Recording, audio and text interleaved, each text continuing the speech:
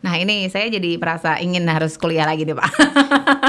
Nambah orang untuk bahagia. Kebahagiaan sejati kan menuntut ilmu. Kalau kita tidak punya uang, cari beasiswa. Oke.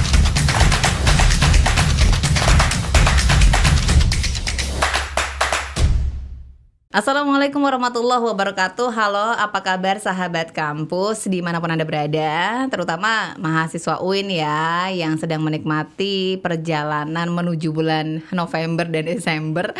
Kayaknya sudah mendekati UAS juga gitu ya. Tapi untuk Anda yang mungkin belum sempat kuliah di UIN Malang, kayaknya perlu informasi-informasi tentang beasiswa atau mungkin hal-hal yang menyejukkan gitu ya. Atau mungkin ada yang punya cita-cita ingin melanjutkan perkuliahan atau mungkin ingin mencari beasiswa. Ternyata di negara kita sudah sangat ready atau mempersiapkan hal-hal tersebut, tapi mungkin kita yang belum bisa akses. Kali ini saya Farida di Maliki Podcast. Kembali lagi saya kehadiran tamu dari Kementerian Agama, dan beliau ini dulu udah pernah di sini. Kita pernah membahas yang namanya LPDP, dan sekarang beliau hadir dengan jabatan barunya. Sebelumnya beliau menjabat sebagai Inspektur Wilayah 2 di Inspektorat Jenderal Kemenak RI. Saya mau sapa dulu. Assalamualaikum warahmatullahi wabarakatuh. Waalaikumsalam warahmatullahi wabarakatuh, Mbak Farida. Bapak Ruhman, kabar sehat ya Bapak ya? Sehat. Alhamdulillah, dengan jabatan barunya saya ucapkan selamat. Terima kasih. Sebagai Kepala Pusat Pembiayaan Pendidikan Agama dan Keagamaan. Ini jabatan baru ya Bapak ya? Iya, betul. Baru beberapa hari dilantik. Tanggal 18 Oktober 18 yang Oktober. lalu. Nah, belum sampai 10 hari kayaknya ya. Belum. Jadi selamat atas dilantiknya jabatan baru, kayaknya lebih fresh gitu ya sekarang. Sama saja ya Pak ya? Ya sama aja, di mana saja saya kira menjadi penting untuk dijalankan karena itu amanah, apalagi di Kementerian Agama semuanya bernilai ibadah ya. Masya Allah, luar biasa. Baru opening udah berbicara tentang ibadah. Nah, sahabat kampus, kali ini Bapak hadir dengan jabatan barunya, yaitu sebagai Kepala Pusat Pembiayaan Pendidikan Agama dan Keagamaan. Bapak, kalau boleh tahu ini kayaknya baru ya, badan baru gitu di Kementerian Agama. Boleh diceritakan terlebih dahulu mungkin Bapak? Baik ya, kemarin tanggal 18 Oktober 2024 saya dilantik menjadi Kepala Pusat Pembiayaan Pendidikan, yang kira-kira adalah tugasnya adalah menjalankan atau mengelola program beasiswa yang ada di Kementerian Agama. Mungkin para pemirsa tahu waktu itu ada program 5.000 doktor untuk para dosen, guru, dan juga tendik di Kementerian Agama. Lalu berlanjut kepada program namanya Beasiswa Indonesia Bangkit, BIB, kolaborasi antara LPDP dengan Kementerian Agama. Nah, lain lagi juga ada beasiswa guru, beasiswa pesantren dan sebagainya, apa yang disebut dengan dana abadi pesantren atau DAP, yang salah satunya juga untuk beasiswa. Nah, kehadiran lembaga atau pusat pembiayaan pendidikan agama dan keagamaan adalah nanti untuk menjalankan beasiswa-beasiswa tadi. Sehingga sudah tidak ada lagi nanti yang lain-lain, PBSB, BIB atau apa. Diambil satu, yaitu beasiswa Kementerian Agama yang nanti dikelola oleh pusat ini. Yang kedua, kita juga diberi kewenangan atas nama regulasi, yaitu soal melakukan investasi pembiayaan pendidikan. Dan juga bekerja sama dengan lembaga donor, baik KL, kementerian atau lembaga atau yang lain, sehingga pada prinsipnya kegiatan-kegiatan yang sifatnya memerlukan pembiayaan selain rutin, setelah itu adalah ditangani oleh Pusat Pembiayaan Pendidikan. Singkatnya adalah kira-kira para pemirsa akan mendapatkan informasi dan akan menjadikan lembaga pembiayaan ini adalah misalkan menangani program Beasiswa Indonesia Bangkit, menangani beasiswa santri berprestasi yang ditangani oleh DAP ya, dana abadi pesantren. Juga ada program Indonesia Pintar untuk di perguruan tinggi, KIP, Kartu Indonesia Pintar Kuliah. Jadi para pemirsa nanti akan konsentrasi Kementerian Agama akan lebih baik, akan lebih kuat dan sebagainya. Baik, nah jadi kan kira-kira sebelumnya ini kan menjadi satu dengan badan yang lain gitu ya Bapak ya? Sebelumnya belum ada. Sebelumnya beasiswa itu ditangani oleh selevel eselon 3, yaitu Kasubdit ya. Oke, Dulu misalkan oke. ketua BIB pertama saya 2022 sampai 2023. Lalu digantikan oleh Mas Aziz Hakim juga nangani BIB. Tetapi kan itu sambil. Iya. Maka tentu membagi tusi utama dengan tusi tambahan beasiswa kurang efektif. Maka dengan munculnya atau lahirnya pusat pembiayaan pendidikan nanti akan lebih fokus, terencana dan sistematis. Misalkan dari awal perencanaannya sudah harus matang. Apa sih lembaga-lembaga layanan beasiswa apa sih yang harus ada di Kementerian Agama? Dosen harus bagaimana? Guru harus bagaimana? Tendiknya harus bagaimana? Para aparatur negara di Kementerian Agama harus bagaimana? Itu nanti akan lebih konsen ditangani. Oke, berarti sebelumnya kalau tidak salah sempat menjadi satu dengan ini ya Pak, urusan kepangkatan, kemudian profesor dan sebagainya. Berarti setelah ini seharusnya bisa lebih fokus dan juga lebih maksimal ya. Betul. Jadi nanti lembaga ini atau pusat ini akan lebih fokus. Misalkan begini, kita pertama akan melakukan pemetaan, pemetaan terhadap kebutuhan sumber daya manusia di Kementerian Agama. Berapa sih kekurangan magister tafsir, ilmu tafsir atau magister doktor doktor ilmu tafsir se-Indonesia. Kalau kita punya 58 PTKIN, ternyata setelah didata kurang 50 doktor kualifikasi S3, 50 ahli tafsir kualifikasi S3. Maka kira-kira tahun pertama akan berapa dulu? Apalagi hadirnya kampus-kampus umum, prodi-prodi umum itu tentu akan melahirkan konsekuensi agar Kementerian Agama meningkatkan kapasitinya. Misalkan soal yang di prodi kedokteran, farmasi, teknik informasi, tentu akan harus melahirkan magisternya, doktornya dan sebagainya. Itu pemetaannya harus jelas. Setelah itu dilaksanakan penyelenggaraannya. Karena ini ada dana yang dari LPDP, bagaimana jaminan atas kelancaran pencairan uangnya, kemudian masa depannya kayak apa, setelah lulus mau dimanain dan sebagainya. Itu nanti mudah-mudahan akan menjadi konsen. Oke, luar biasa. Baru beberapa hari tapi kayaknya udah jelas sekali programnya. Ya itu karena yang lama ya. Ini hanya lembaganya yang kemudian diperluas, diperdalam sehingga lebih menggigit lah kira-kira begitu. Dan lebih ini ya Pak ya, mungkin kalau misalnya bisa dibilang lebih bisa merata ya, karena mungkin kalau dulu kan bisa tumpang tindih dengan hal-hal lain gitu ya Pak. Jadi sekarang bisa dieksekusi lagi, misalnya dosen-dosen kebutuhannya yang sekarang masih magister nih segini nih, yang dibutuhkan untuk dokter harusnya gini gitu, bisa dipikirkan lagi sama pemerintah. Nanti yang tadinya sambil tentu mereka akan difokuskan lagi ngurusi kayak misalkan Kasubdit Ketenagaan, konsen untuk peningkatan penghitungan angka kredit ya, itu untuk orang menjadi lektor kepala dan guru besar.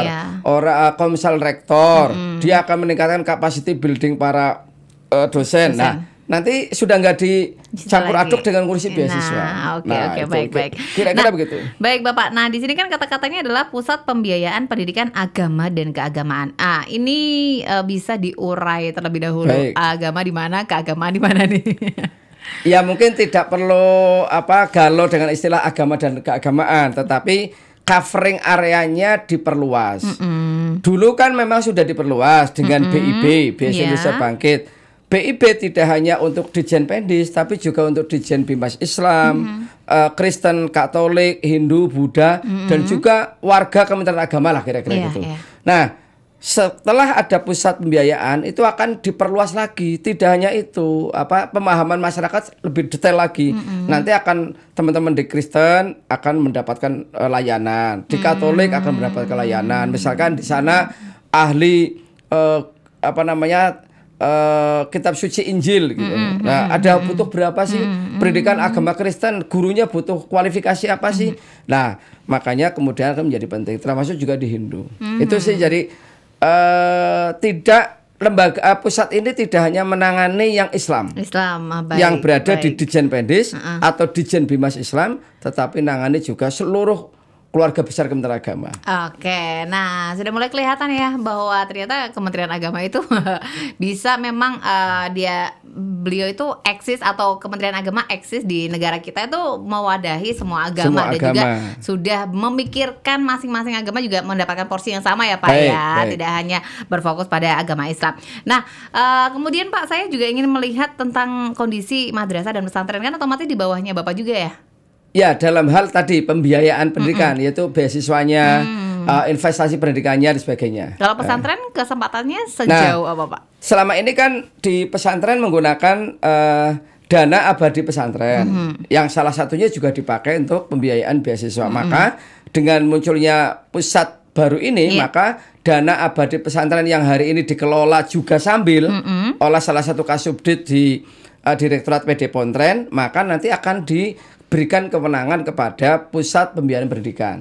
Jadi ya hampir semua nanti bisa saja lembaga ini luar biasa kewenangannya ya. Kemudian dampaknya untuk membantu aktor-aktor pendidikan, aktor-aktor birokrasi yang kemudian mendapatkan kesempatan studi itu menjadi sangat luas. Misalkan selama ini apakah para auditor itu perlu ditingkatkan enggak untuk S2?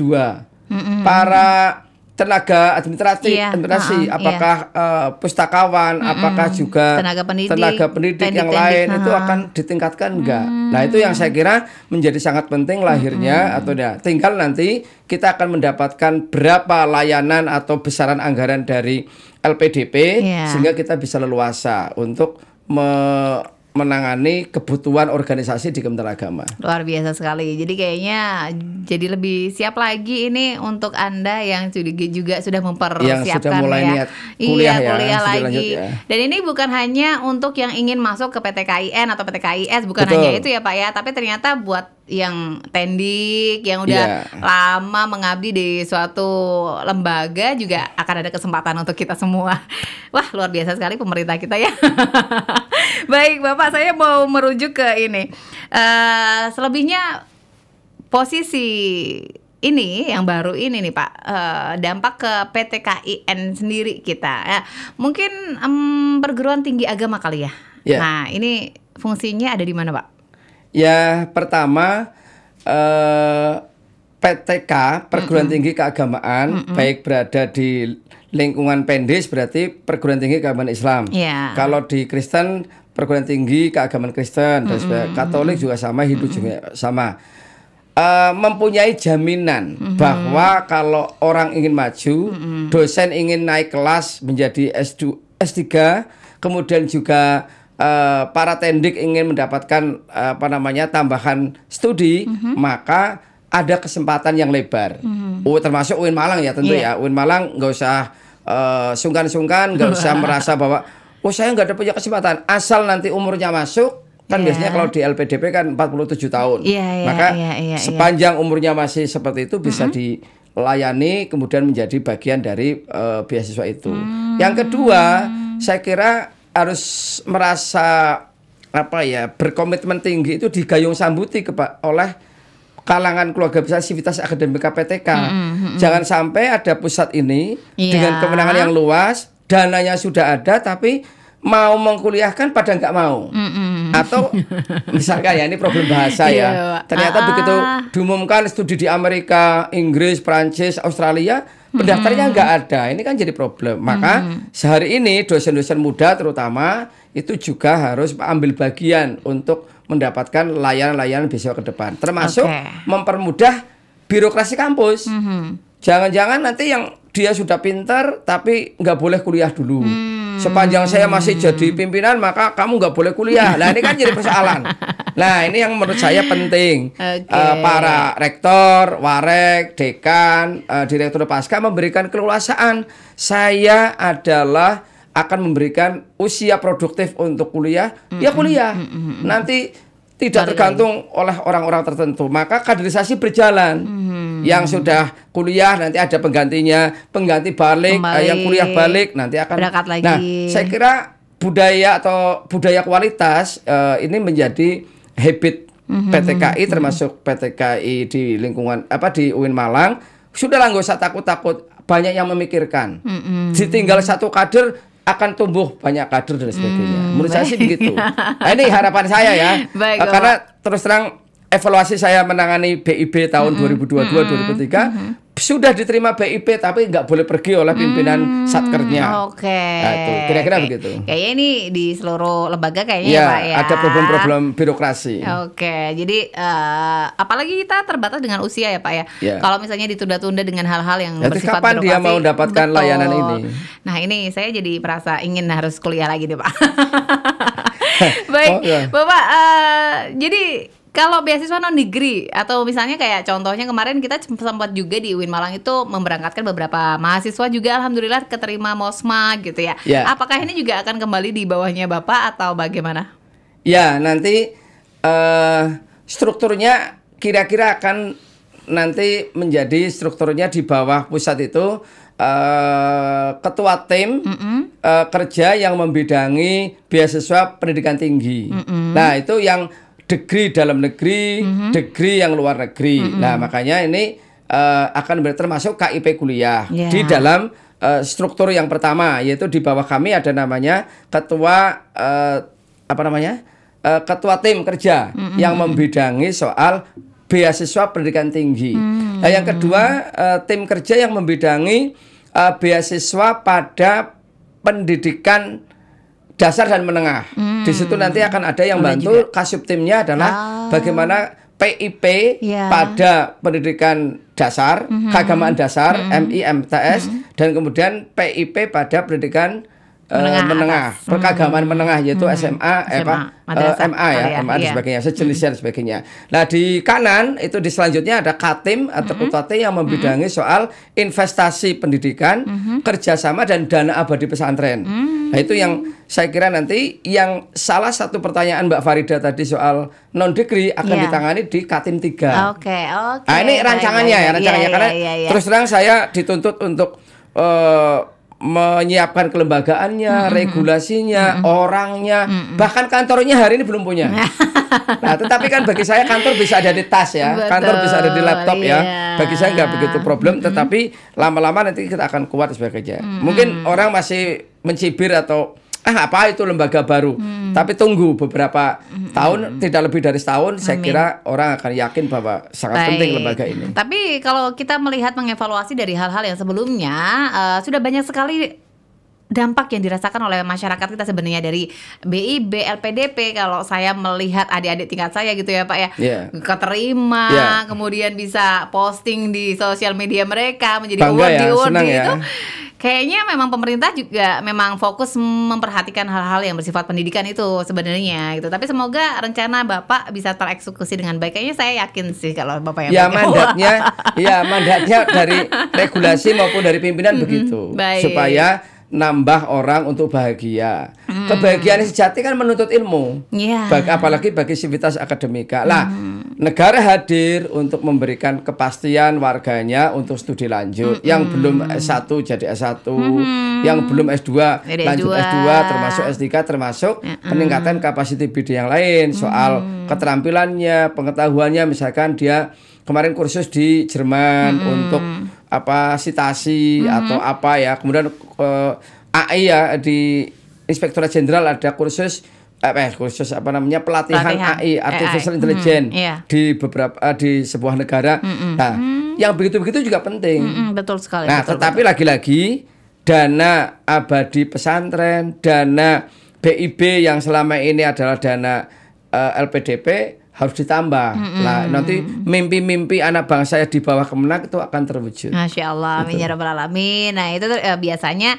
Nah, ini terutama mungkin kita kebanyakan nih anak-anak pesantren itu agak kesulitan juga mengakses hal-hal demikian. Padahal sebenarnya informasinya tersebar di mana-mana. Ini kayaknya kesempatan yang bagus karena sudah dikelola sendiri oleh sebuah pusat sendiri ya, pembiayaan untuk pendidikan agama dan keagamaan.